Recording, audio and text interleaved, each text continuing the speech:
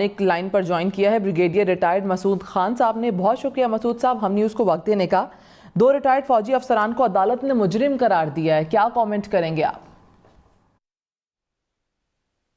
یہ دیکھیں گے ایک لانگ ایویٹڈ تھے اور پاکستانی عوام کی بھی اس سلسلے میں بڑے پریشر تھا, اور جو لوگ سمجھ رہے تھے کہ جو کیونکہ یہ پاکستان کو, پاکستان کے اداروں کو اور سینئر لیڈرشپ کو یہ ٹارگٹ کر رہے تھے اور بیسیکلی بدنامی کا سبب بن رہے تھے, اور یہ بائی ڈیزائن کر رہے تھے.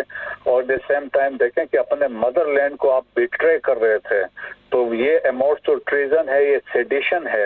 اور اس کے علاوہ سینسٹیو انفارمیشن بھی آپ ڈائیورج کر رہے تھے, اور ایٹ دی سیم ٹائم آپ جھوٹی خبریں ہیں, ریومرز تھے, فیک نیوز, انسلٹنگ قسم کے نیریٹیوز جو تھے وہ پھیلا رہے تھے. فالٹ لائنز کو آپ اپنے ان کو فکس اس پہ فوکس آپ لوگوں نے کیا ہوا تھا. تو یہ ایک قسم کی ایسی سچویشن انہیں کریٹ کی تھی. ایک وہ کوشش یہی تھی کہ ود ان دی رینکس میں ڈویژن ہو, اور ایٹ دی سیم ٹائم کہ پاکستان کے آرمی یا ادر انسٹیٹیوشن کی کہ آپس میں ڈویژن ڈیوائڈ کریٹ کیا جائے ود دی پبلک. تو یہ ساری کوشش تھی, اور یہ دیکھیں ہمارا دشمن کی بھی یہی کوششیں تھی, تو یہ رسپانسبلٹی انہوں نے سنبھالی تھی. ٹھیک ہے, ہمارے ساتھ موجود تھے بریگیڈیئر ریٹائرڈ مسعود خان صاحب, بہت شکریہ آپ کے تجزیے کا. بیرون ملک مفرور 2 ریٹائرڈ فوجی افسران کا کورٹ مارشل.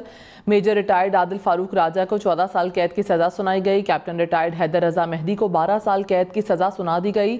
ISPR کے مطابق دونوں مجرم فوجی اہلکاروں کو بغاوت پر اکسانے میں ملوث پائے گئے.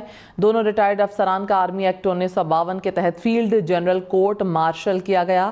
سزا کے مطابق 21 نومبر کو دونوں افسران کے رینک ضبط کر لیے گئے ہیں.